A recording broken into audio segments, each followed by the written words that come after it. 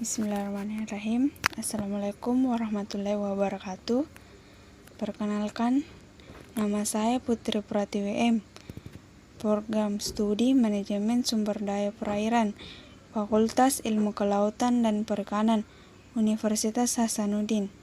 Di sini saya akan mempresentasikan tugas mata kuliah saya, yang dimana mata kuliah saya yaitu Penyuluhan dan Komunikasi Perikanan dan Kelautan. Yang saya akan presentasikan yaitu metode penyuluhan model dahulu versus zaman kemajuan teknologi informasi. Pertama yang harus kita ketahui terlebih dahulu sebelum masuk ke inti pembahasan yaitu apa itu penyuluhan. Penyuluhan adalah proses pertukaran informasi timbal balik antara penyuluh dan sasaran atau pelaku utama maupun pelaku usaha. Proses pertukaran informasi timbal balik ini mengenai berbagai alternatif yang dilakukan dalam upaya pemecahan masalah berkaitan dengan perbaikan dan pengembangan usahanya. Terus metode penyuluhan. Metode penyuluhan perikanan. Perikanan adalah cara atau teknik menyampaikan materi penyuluhan oleh para penyuluh kepada para pelaku utama beserta keluarganya, baik secara langsung maupun tidak langsung, agar mereka tahu, mau, dan mampu menerapkan inovasi atau teknologi baru. Metode penyuluhan ini terbagi atas 3. Yang pertama yaitu teknik komunikasi atau penyuluh langsung dan tidak langsung. Kedua yaitu jumlah sasaran yang dicapai atau perorangan, kelompok, dan masal. Yang ketiga yaitu indera penerima sasaran atau melalui indera penglihatan, pendengaran, dan penerima. Terus metode penyuluhan. Metode penyuluhan ini memiliki beberapa contoh yaitu metode berdasarkan pendekatan kelompok. Contohnya yaitu ceramah dan diskusi, rapat, demonstrasi, temu karya, temu lapang, saresehan, perlombaan, dan pemutaran slide. Terus yang kedua yaitu metode berdasarkan pendekatan perseorangan. Contohnya yaitu surat menyurat, kontak informal, undangan, hubungan telepon, dan magang. Yang ketiga yaitu metode berdasarkan pendekatan massal.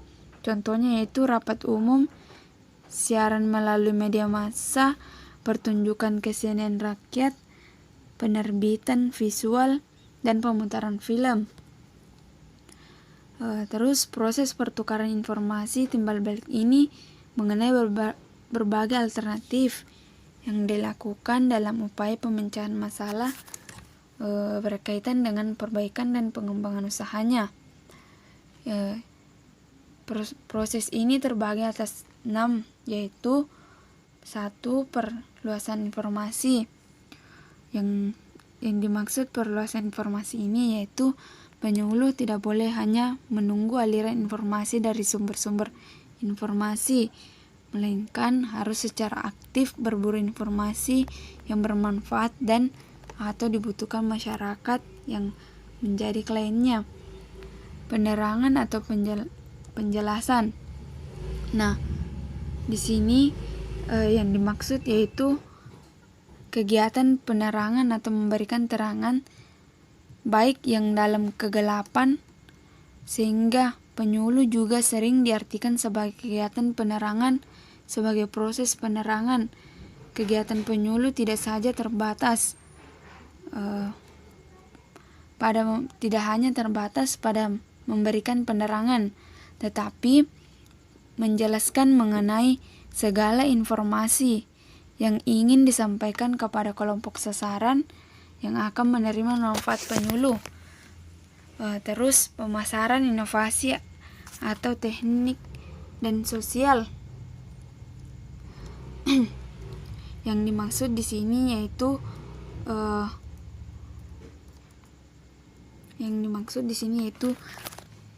penyuluh tidak sekedar merupakan proses pemasaran sosial, tetapi di sini penyuluh berproses perubahan perilaku pada diri seseorang, tetapi merupakan proses perubahan sosial yang mencakup sebagai aspek termasuk politik dan ekonomi yang dalam jangka panjang secara bertahap mampu diandalkan. Yang keempat yaitu perubahan sosial atau perilaku individu, nilai-nilai hubungan antar individu kelembagaan. Di sini yang dimaksud yaitu tidak saja perubahan atau perilaku yang berlangsung pada diri, tetapi juga termasuk politik dan ekonomi yang dalam jangka panjang secara bertahap mampu diandalkan. Yang kelima yaitu pemberdayaan masyarakat. Yang dimaksud di sini untuk memperkuat kemampuan atau kapasitas masyarakat agar mereka dapat berpartisipasi secara aktif dalam keseluruhan proses pembangunan, terutama pembangunan yang ditawarkan oleh pengusaha dan atau pihak luar yang lain atau penyuluh. Terus penguatan komunikasi yang dimaksud di sini yaitu penguatan kemampuan yang dimiliki oleh setiap individu atau dalam masyarakat, kelembagaan maupun hubungan atau jejaring antar individu, kelompok, organisasi sosial serta pihak lain di luar sistem masyarakat sampai di aras global. Adapun teknik penyuluhan. Teknik penyuluhan komunikasi informasi. Teknik penyuluhan ini adalah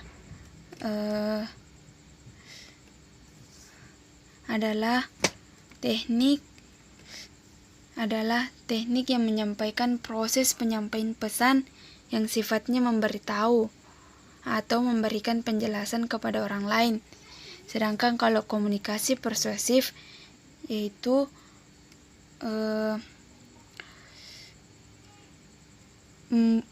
di sini penyuluh membujuk hal yang mengajak atau meyakinkan. Terus komunikasi koersif. Komunikasi koersif ini yaitu proses penyampaian pesan dari seseorang kepada orang lain dengan cara yang mengandung paksaan agar melakukan suatu tindakan atau kegiatan tertentu. Terus jenis-jenis metode penyuluhan perikanan yang digunakan di Indonesia ada beberapa di antaranya, yaitu ceramah, demonstrasi, kaji terap, karya wisata, kunjungan rumah atau tempat, usaha, kursus pembudidaya, magang, mimbar saresehan, obrolan sore, pameran, pemberian penghargaan, pemutaran film, dan masih banyak lagi. Model evaluasi CIPP. Model evaluasi ini adalah model evaluasi yang tujuannya untuk mengambil keputusan dalam merencanakan, melaksanakan, dan mengembangkan suatu program. Model evaluasi ini terdiri atas 4 jenis evaluasi, yaitu evaluasi konteks atau konteks evaluation, yang artinya itu adalah upaya untuk menggambarkan dan merinci lingkungan, kebutuhan yang tidak terpenuhi, populasi dan sampel yang dilayani, dan tujuan program evaluasi tersebut. Terus evaluasi masukan atau evaluasi atau input evaluation.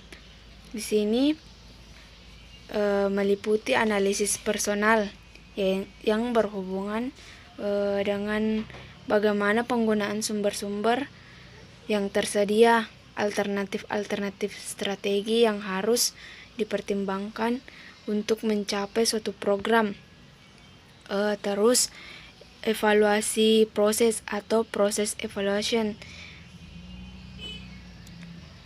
Artinya di sini yaitu yang dirancang dan diaplikasikan dalam praktik implementasi kegiatan. Terus evaluasi produk, yaitu evaluasi produk atau produk evaluation, yaitu merupakan kumpulan deskripsi dalam hubungan dan konteks input proses. Terus ini contohnya metode zaman dulu dan zaman sekarang. Kita bisa lihat gambar di sini.